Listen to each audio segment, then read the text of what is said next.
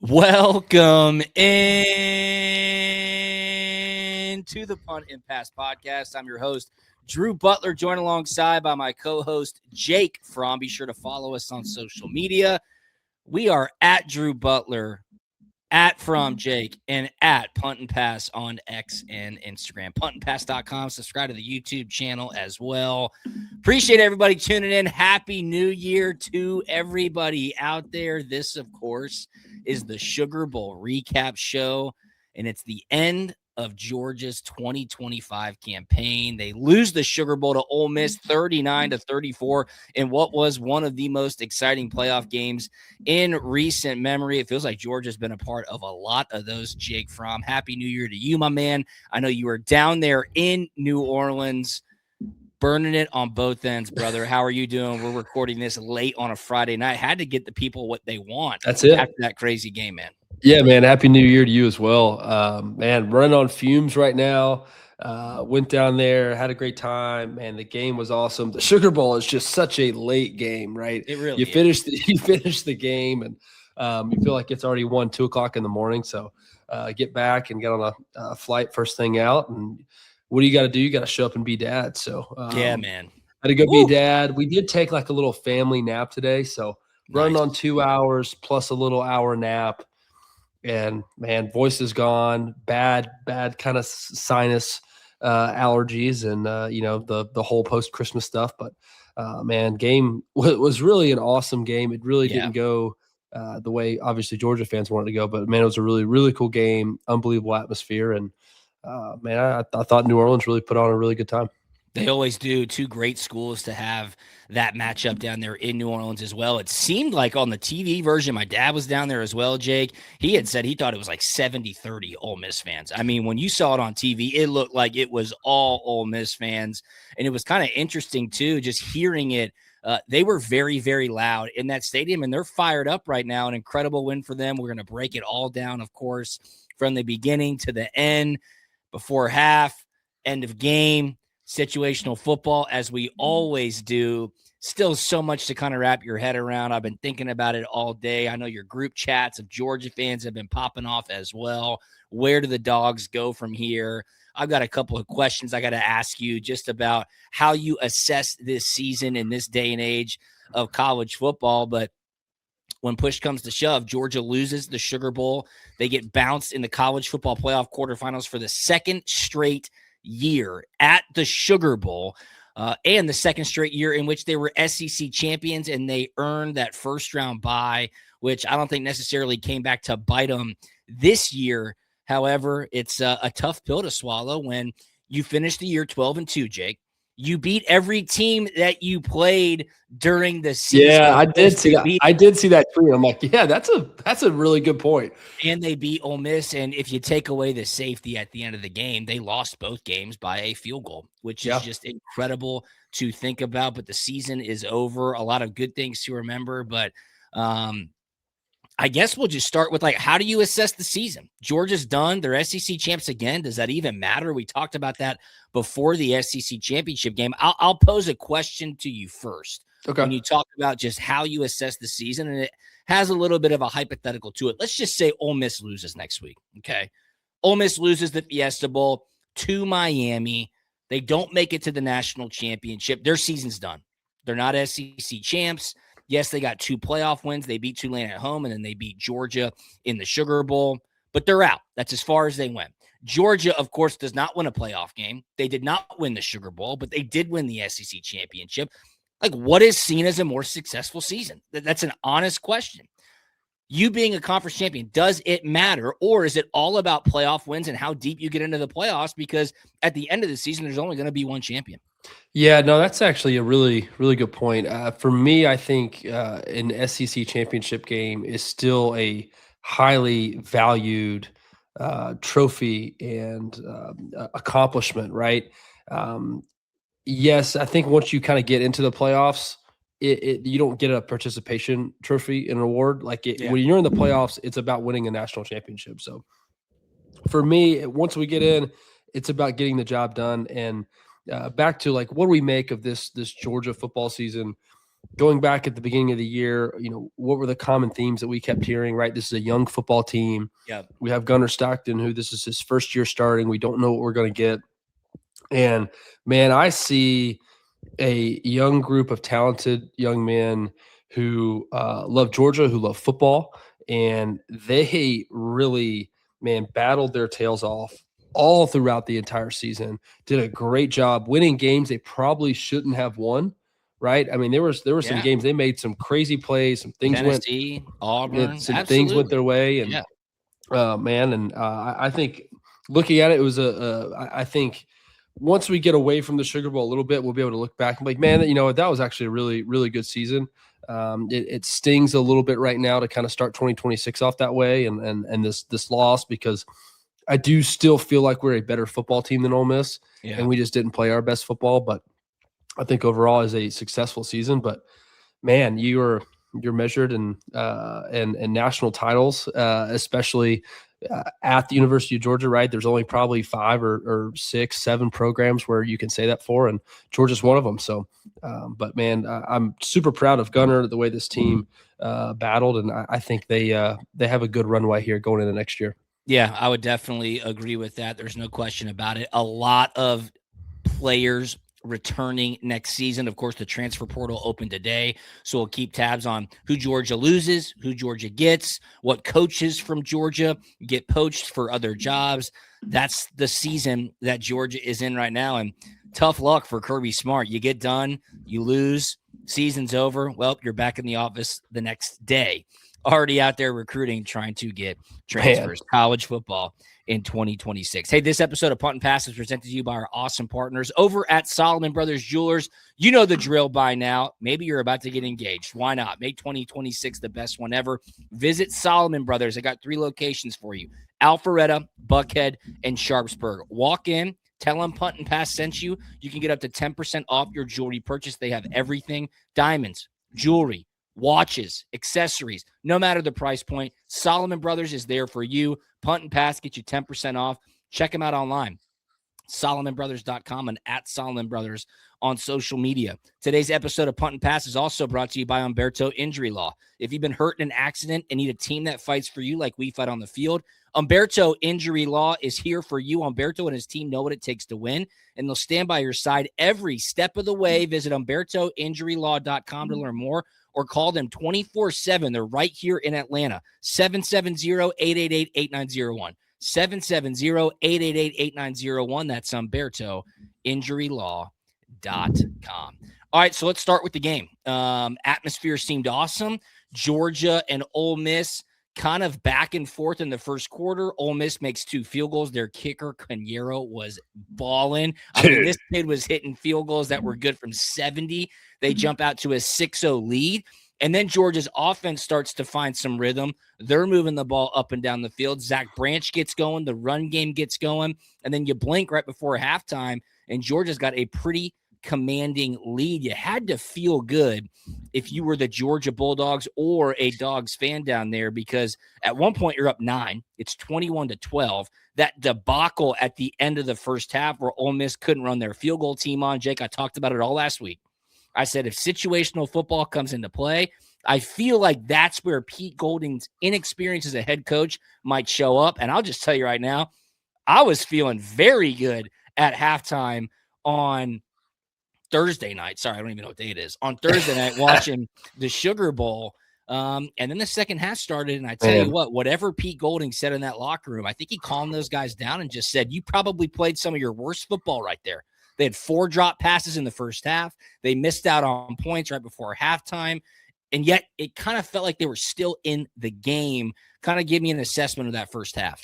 Yeah, I think from a Georgia fan perspective, it's just the common theme throughout the whole year is, hey, whether the first half, especially the first quarter, get and find your groove, and hey, we're a second half team and we'll take care of business like we've done the entire football season. So that second quarter was huge. All my guys that I was with, man, we're pumped. We're feeling great about this. This is going to be awesome. We're already booking our flights to Phoenix, right? In the second quarter, we're like, yeah, man, we're ready to go. This is going to be awesome. It's going to be great. And guys got rolling. The run game got rolling. Nate Frazier was a point of emphasis. I thought he did great. I really hope he's healthy and everything is good there. Yeah. But when he got hurt, I mean, I thought that was a very devastating blow. Obviously, that was in the second half, but man, first half, I cannot applaud Pete Golding enough and what he was able to do for this Ole Miss football team. Man, there's not many times when teams lose their head coach, right? Not fire, but lose their head coach and get better. Yeah. And Ole Miss did. Trinidad Chambliss obviously being the catalyst for that. Just incredible. I mean, he balled his tail off last night, man. He was doing all the things. He was extending plays. He was very accurate. And there were a couple of scrambles where, especially late in the game, when he'd throw it, guys would get hit and it'd be an incompletion. But man, like spot on, accurate balls and just balling all night. And the entire night, I never really felt like the defense found their groove and found just they could never get ahead of Ole Miss on offense. And then one other point I do want to make, and I'll dish it back to you. We talked about Pete. This being Pete Golding's, kind of first real big test as a head coach. Yeah. Tulane game. I don't really count that one, but this one, Joe Judge, the former head coach of the New York Giants, quarterback coach. He was my head coach there for a little while with the Giants.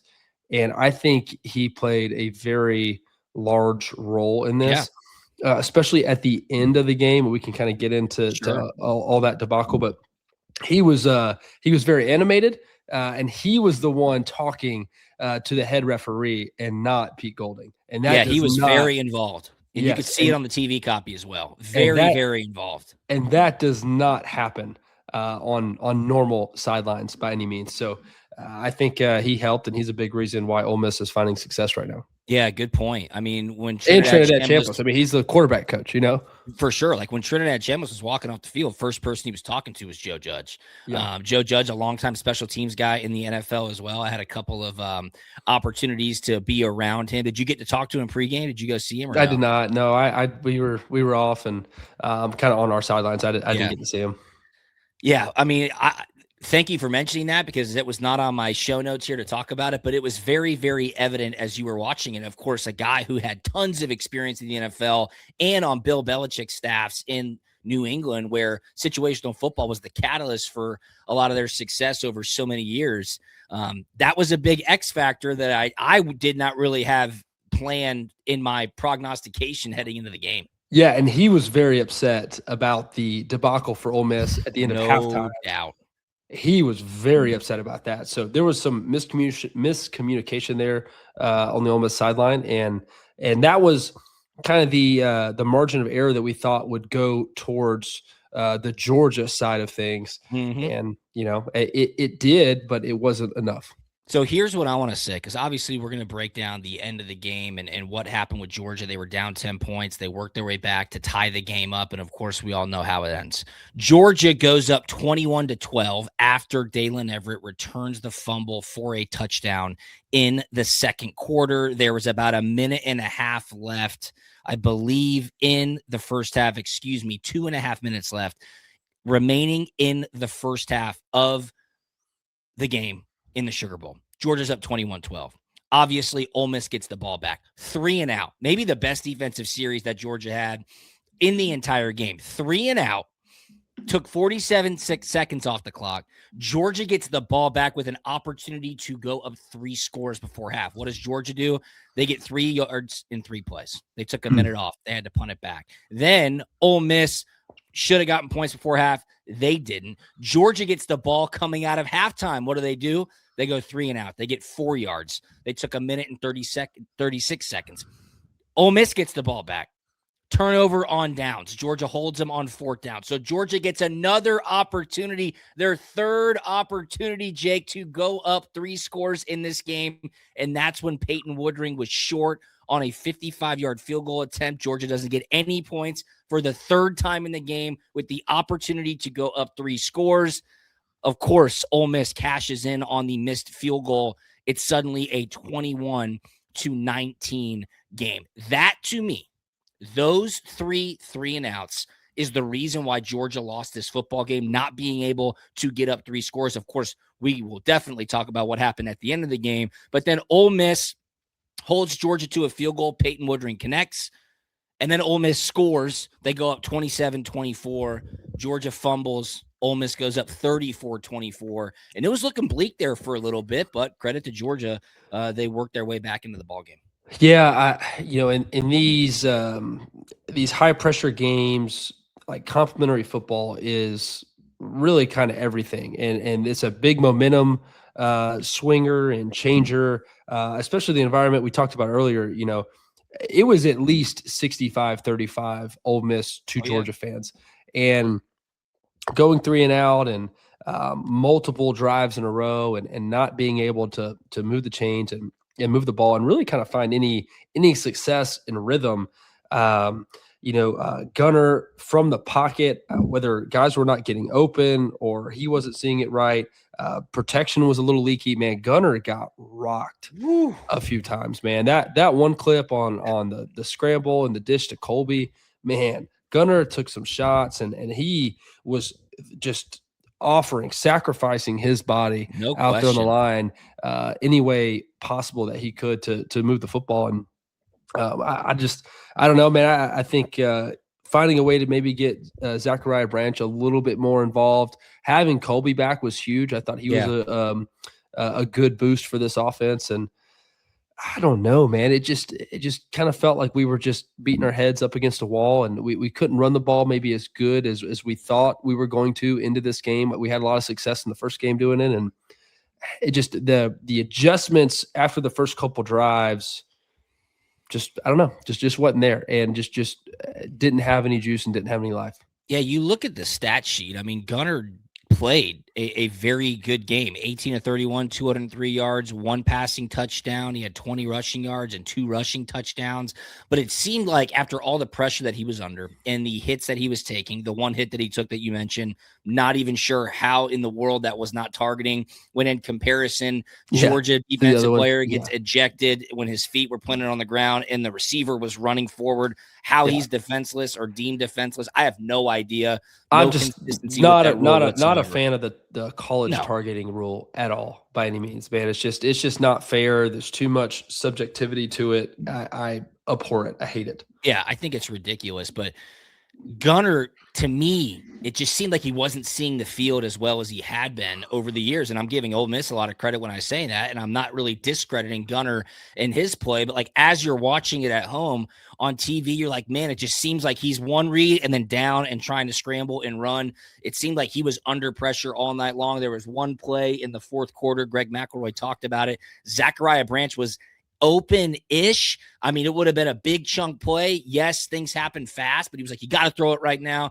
You see Zach Branch sitting in coverage right there in a pocket of a hole in the coverage right there. Gunner never really had his eyes on him. There was a couple of other plays where he would just look to the short side of the field when stuff was going on to the wide side, never even getting his eyes over there. I don't know. I mean, look, I'm just a punter. I'll be the first one to tell you that. I was texting with you at the game, and I was just like, man, it seems like Gunner's just not getting through his read progressions. But again, he's under a ton of pressure, and that's really what kind of hindered Georgia's offense. I thought Georgia did not commit to the run game as much as they should have. I mean, Nate Frazier, yes, he got hurt, but man, they were feeding him, and he was doing good. Gunner was using his legs and extending drives. He was doing good. I just thought in the second half, specifically, Georgia would say, we're going to grind this game out in typical Georgia fashion. But man, Trinidad Chambliss, I mean, just an incredible football game by him. You talked about that one scramble in the fourth quarter. Dalen Everett kind of lost some leverage. He went really, really underneath. If he would have kind of went high side more towards the goal line, would have been a 30-yard loss. I mean, it could have been the end of the ball game. There were 3 defenders back there. He evades coverage, finds Kejuan Lacey. They get a first down. I mean, it was wild to watch. Haymaker after haymaker. I do want to give credit to the ESPN broadcast. I thought Sean McDonough and Greg McElroy called an incredible game. It felt huge when you were watching it. The noise was so loud in the stadium. It was big play after big play. And man, I thought Georgia was going to win it when they mounted their comeback. Again, they're down 10, Jake, 34 to 20. Scoring Scoring, you're gonna break it down for us, but scoring that touchdown in 2 minutes, Yes, right, 6 plays, 75 yards, was correct. huge, man. I'm talking to all my guys I'm with. I'm like, man, like you could not have drawn that up any better from a coach's perspective, man. Being able to march down the field and score in 2 minutes and just give yourself plenty of time for whatever comes next. But not only did they do that, when they gave Ole Miss the ball back, it was a 3 and out. Immediate 3 and out. I mean, they only took a minute and 30 seconds off the clock. Georgia gets the ball back, and then they put together the 12-play, 58-yard drive that took off 4 minutes and 37 seconds and ends with a field goal. Now, on that drive, okay, we'll talk about it. On that drive, I thought Christmas was over, all right? Ole Miss gifted us 3 pass interference calls. Big time. On that drive. So thank you, Ole Miss, for that, giving us a chance. Obviously, we can overanalyze the series down there at the goal line, right? You're third down, you get Ole Miss to burn a timeout, 48-ish seconds, I believe, and we throw the ball. It's an incomplete pass, right? And we give Ole Miss time on the clock, right? So there's 2 schools of thought here going into it when Bobo was trying to call this play. Hey, I'm going to call my play. Talking about the third down play. The third okay, goal. Because before you get to third goal from the 3. Yes, before you get to that, it must be noted that Georgia had a 1st and goal at the 8-yard line with 1 minute and 8 seconds left in the game. Ole Miss had 2 timeouts remaining. So continue. Run play, 5-yard run with Gunnar Stockton, then a negative 3-yard run with Chauncey Bowens. Ole Miss burns their 2 last timeouts. Correct. So you're going into a third down with around a minute left on the game clock, and Ole Miss has no timeouts remaining. Yep. What does Jake Fromm call, the offensive coordinator, in that moment, knowing that Ole Miss doesn't have any timeouts, knowing that a field goal ties the game, and potentially a touchdown puts a lot more pressure on Ole Miss to drive the field with no timeouts? Yeah, thanks for breaking down the situation. So 2 things there. Kirby and Bobo are talking about, I mean, there's 2 schools of thought. One is kind of, hey, I'm going to call my best play to go and win this football game. Whether that's a run or a pass, I'm going to call my best play to go win this football game. And obviously that's the way that they chose. The other school of thought is, hey, I'm going to call my best run, right, to get in the end zone. If I score a touchdown, great. That's what I wanted to do. And if I didn't do that, then I slowly jog my field goal unit out there and I take up as much time as I can. I snap the ball with 2 seconds and I kick a field goal and I give Ole Miss much less time, right around – 18 to 22 seconds, whatever it, the math would have been, and give them much less time to march down the field with no timeouts to get into field goal range, and we just take it to overtime. So those are the 2 schools of thought. Obviously, Georgia said, hey, I'm going to throw the ball, and I'm going to go for the win. And we saw that, over the course of this season, Kirby has been a lot more aggressive this year, and that's just kind of the way in the stance that he's taken.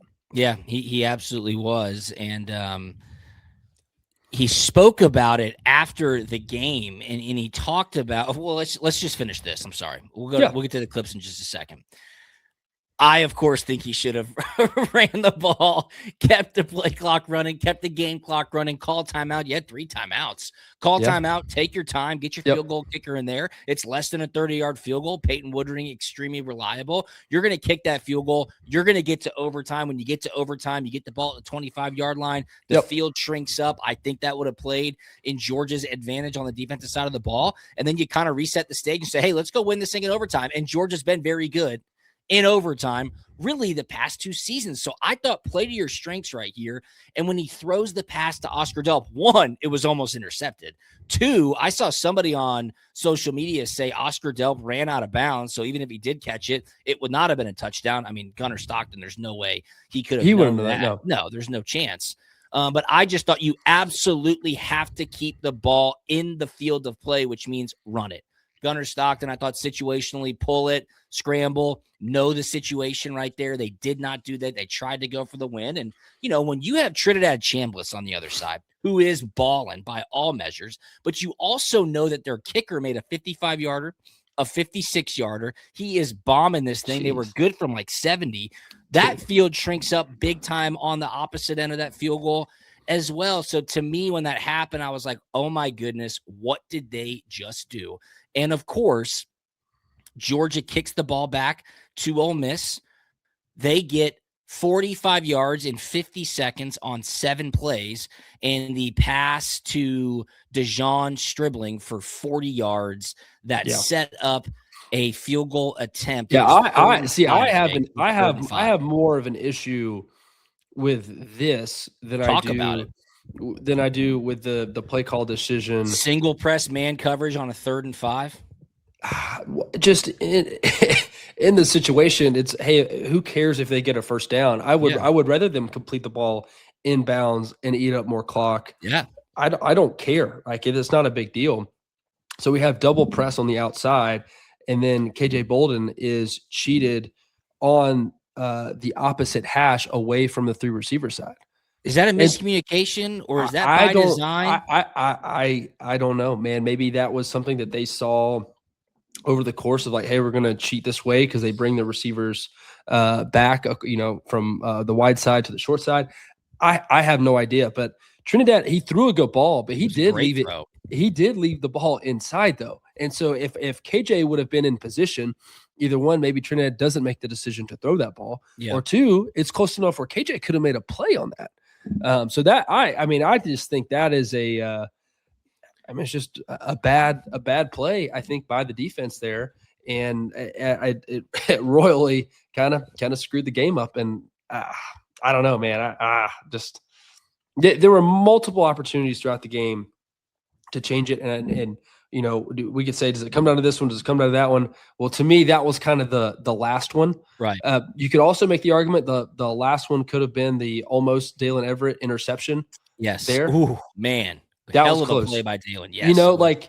Is he good enough to make that play, or was the reason he was even there because he's good enough to make a break on that? So, he's a good football player. Man, do we wish he would have caught that ball and ended the game? Heck yeah, that would have been awesome. But hindsight, it's a tough play. Tough play. Trinidad Chambliss on that 3rd and 5, the connection to Stribling, of course, for 40 yards. He didn't even think. He saw it, and as soon as the ball got into his hands, he said hello and just chucked it up to the left side of the field, one-on-one coverage. It was a great throw, a great catch. DeMello Jones got burned. Not got burned. He's in single press, and the receiver just gets behind him. Give him credit because he tackled the guy. He could have been gone, no question about it. Just a really crazy game, an absolutely crazy game. Ole Miss sets up a field goal. Georgia tries to ice the kicker. They burn a couple of timeouts, and Lucas Cañero, just pipes the 47-yarder. An absolute no doubter. Oh, drilled it. Oh, I'm no doubter. Yes, we were sitting right there. Yeah, where were you sitting? We had found my way into a field suite right there. Of course you did. Of course you did. Right there at the goalpost. Like we were in looking through the goalpost and looking at the ball. I'm sure if you go back on TV, you'd be like, oh, there he is right there. Gotcha. We were right there. You could tell. He drilled it pure and plenty of room left on the runway. He could have hit it from 65, I think. Yeah, Georgia. And then we can keep going down the chronological order. Please.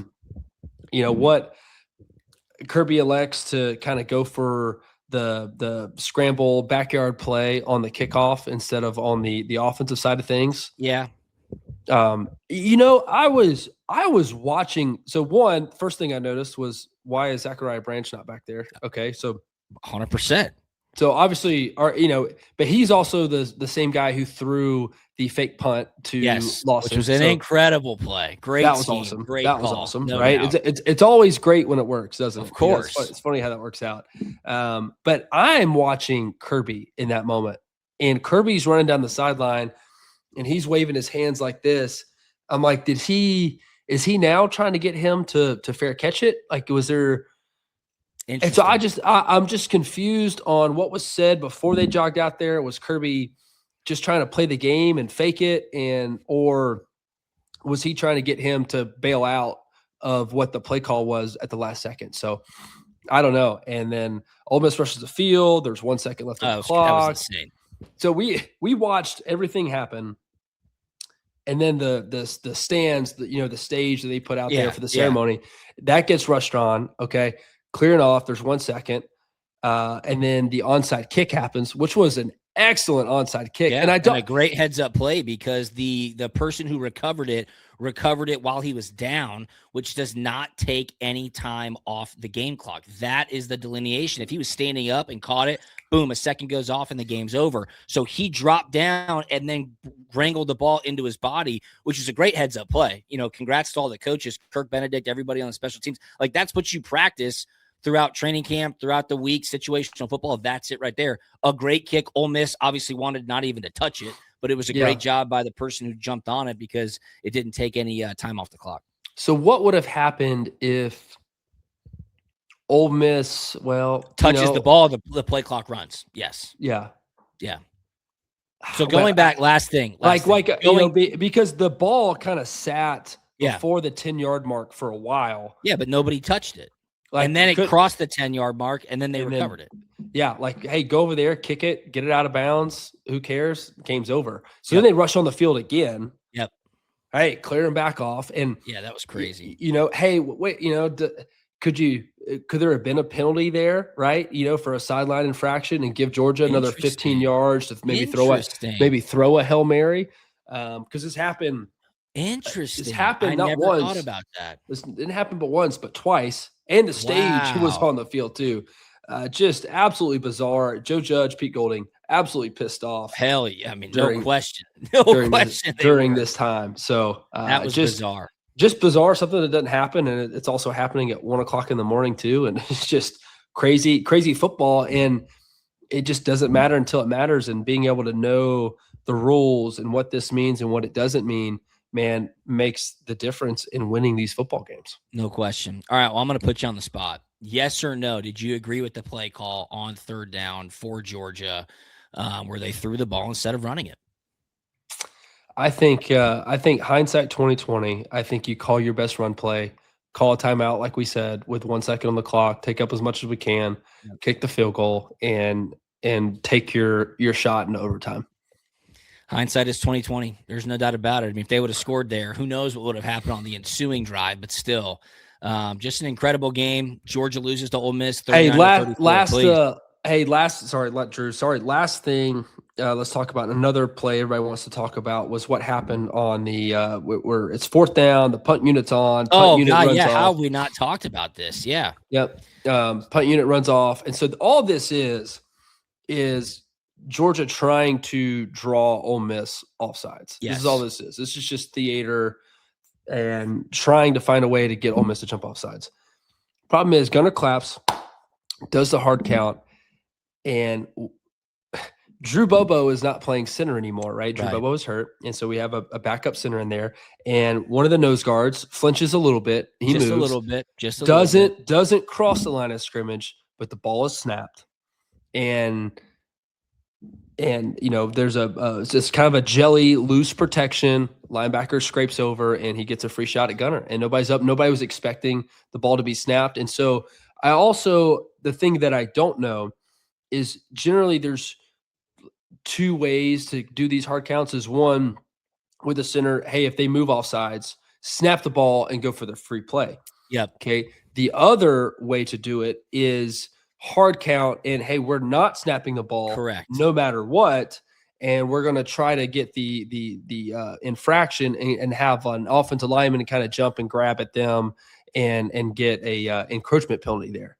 And so I don't know if there was a miscommunication there about which kind of set of rules we were going under, but man, it was a very important play, and those plays matter and add up in big time games like this. It was because it was on their own 30-yard line, and Ole Miss obviously got the ball, turned it over on downs, and went and scored a touchdown very quickly. And Monroe Freeling didn't even move. I mean, your left tackle doesn't move, so obviously they're not supposed to snap the ball.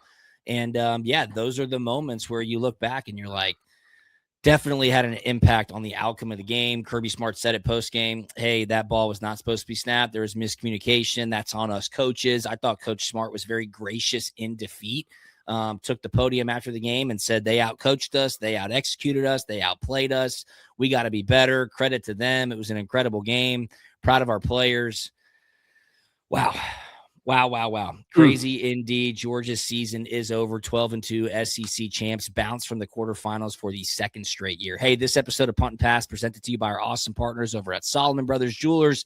Go check them out. Check them out online, solomonbrothers.com, at Solomon Brothers on social media. 3 amazing locations for you to choose from: Buckhead, Alpharetta, and Sharpsburg. Head on in there. Tell them Punt and Pass sent you. They'll get you situated with anything, no matter the price point: diamonds, jewelry, watches, accessories. They have it all. Shout out to Solomon Brothers, a great partner of the Punt and Pass podcast. Football is all about game plans, and winning cases is no different. Humberto Injury Law builds a strategy tailored to each client, making sure nothing gets overlooked. Just like breaking down film, they study every angle to give you the best shot at success. Learn more today. HumbertoInjuryLaw.com. Call them 770-888-8901.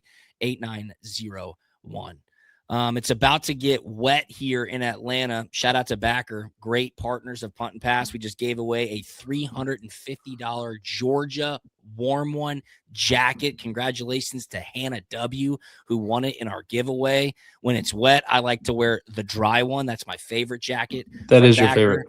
Check them out, bckr.com, and on social media at Backer HQ. Hit us up. We got promo codes for you. Hit us up. Just DM us. What's the promo code? I'll slide it right into your DMs. Shout out to Backer. Been a great partner. And guess what? Oregon, another Backer school, they are in the semifinals. So congrats to Backer. Yeah, man. We're going to change the game next year. We're going to have a lot of fans wearing Backer in the stadium. So, right. Hey, and next week, going to be playing some golf. Going to be wearing the Cool One jacket because it's going to be perfect temperature for that. No question about it. Other games, Alabama gets smoked by Indiana, 38-3, the Rose Bowl. That was crazy. Fernando Mendoza is balling. I feel like Indiana is America's team. That's awesome. I mean, I did not see that coming. I thought Indiana would win. Congrats to them. They will be taking on Oregon in the Peach Bowl right here in Atlanta, semifinals. Oregon, of course, whooped up on Texas Tech. They blanked them 23-0 in the Orange Bowl. Nobody was in the stands. That was kind of a bizarre watch to get your New Year's Day underway. They just took care of business. Texas Tech had 4 turnovers. Long day for the Red Raiders. They were not ready. And then on Wednesday night in the Cotton Bowl, a phenomenal game. Miami. I called this one, Jake. I called it. Miami beats Ohio State 24-14. Carson Beck in the semifinals, going up against Ole Miss in the Fiesta Bowl. Pretty incredible, man. What a game it was between those two teams. I think Miami's playing some really, really good ball right now. They can run the football, and I'll tell you what, man, their defense gets after it. That's going to be a fascinating game because Trinidad Chambliss and Ole Miss, they're balling right now. But did you see all this stuff today? How potentially the offensive staff might not be able to coach Ole Miss in the Fiesta Bowl. They're no way. They might say, nope, it's over. Come on back to LSU. All those coaches were at LSU today. I saw Cole Kubler from the SEC Network, though. He tweeted out and said, I spoke to Charlie Weiss Jr. yesterday pregame, and he mentioned that he is fully expecting to coach Ole Miss in the semifinals if they were to win.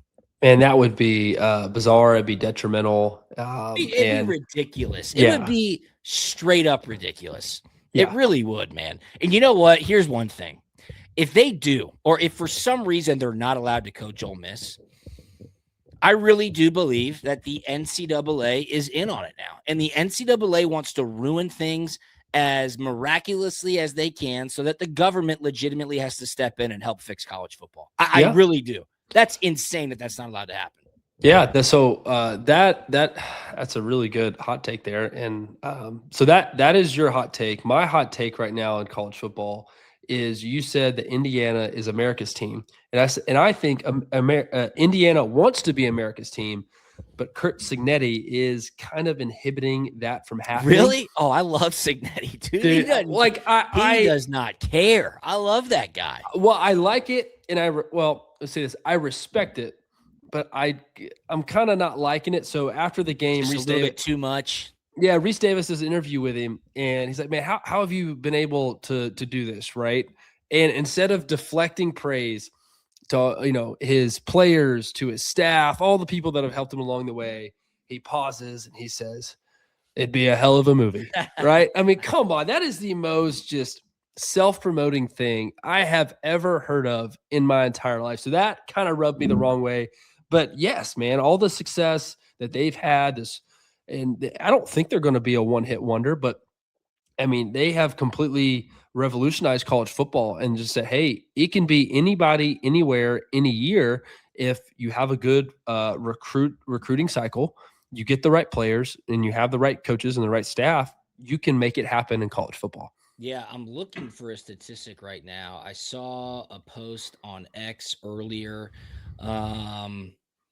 And it talked about Indiana having their entire roster. There's only like okay, here you go. 600 underclassmen or something or playing. This is from at Care Bear Kieran on X. Doing a roster deep dive on Indiana. I haven't found a single offensive player younger than 21 years old. Indiana plays more 6 years than underclassmen. Indiana plays more 6 years. Oh, more 6 years than underclassmen. Yeah. This team is full of grown men. Yeah. I mean, and then like on the flip side, I mean, you got 18, 19-year-olds playing for Georgia who are figuring it out and getting developed. It is a huge advantage, man. There is a big difference, right? Going from college, going to the NFL, getting to play with grown men who have, done the technique, done the fundamentals, know football, game time situations, and who are more physically developed, man. It makes a huge difference. And man, they are locked in, focused, and they're a man on a mission, and there's like less distractions for them. Yeah, no, you're exactly right. And like, I just respect so much about Indiana. Like they don't care. They take right after really the demeanor of their head coach. They went into the Rose Bowl. They just absolutely whooped Alabama up and down. They did, man. I think they're going to beat Oregon. I do. I just think they're absolutely dealing right now. That's going to be an incredible game Friday night here in Atlanta. Then, of course, Thursday night out at the Fiesta Bowl, it's Miami and Ole Miss. Yeah, great segue into Oregon here because I did want to talk about Oregon. Man, Oregon is a very talented football team, man. There are NFL guys all over the roster, all over the offensive side of the field. Man, I really, really enjoyed watching Oregon versus Texas Tech. Texas Tech, they have some really good players as well. They just couldn't do it on offense. Yeah. The front seven. You turn the ball over 4 times. You're not winning. Yeah, you're not winning. The front seven for Texas Tech is the real deal. So Texas Tech's defense and Oregon's offense, I'm kind of talking out of both sides of my mouth a little bit on this, but Oregon, if they didn't shoot themselves in the foot, they had 3 botched snaps, but man, they can score some points. For me right now, the common theme I'm seeing in these playoffs is it's about your front seven on defense and which quarterback is playing the best. And so that's kind of what I see. Trinidad Chambliss is playing really well. Dante Moore's playing very good. And I just think Oregon right now is probably the most complete unit. Even though they've lost to Indiana, I think they're the most complete unit right now.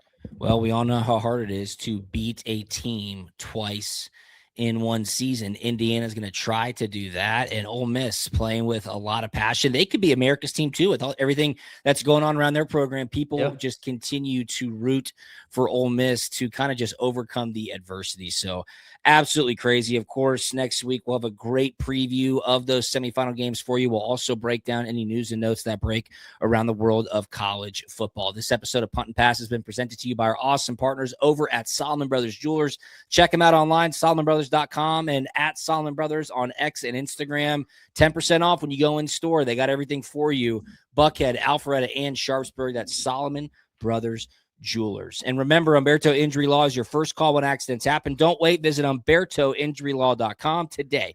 Humberto Injury Law, protecting people, fighting for justice, winning results. They've won for me. They can win for you. That's HumbertoInjuryLaw.com, the #1 personal injury and workers' comp attorney in Atlanta. Jake, anything on the way out, my man? Yeah, man. First round bye teams are 1-7. First 2 years to the college football playoff. Is that kind of a bad deal in the system? Could they do it better, or is this just the way the ball has kind of gone? I don't know.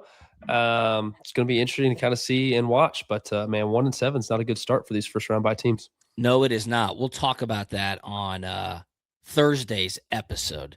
next week. We are fired up. Georgia season's over, but Punt and Pass is not. We'll be back next week getting you geared up for the semifinals. Thanks so much for tuning in. Follow us on social media at Punt and Pass, at Drew Butler, at Fromm Jake. Subscribe to the YouTube channel. Have a great week, everybody, and Happy New Year.